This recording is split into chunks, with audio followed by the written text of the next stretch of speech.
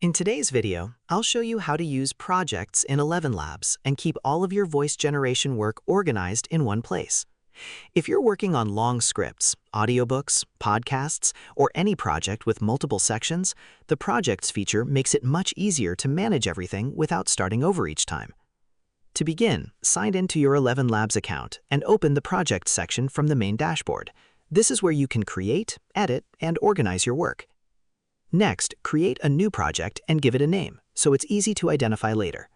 Once the project opens, you'll be able to start adding your content. Now, paste or type your script into the editor. If your script is lengthy, divide it into smaller sections. This makes it easier to edit, regenerate, and review individual parts without affecting the entire project.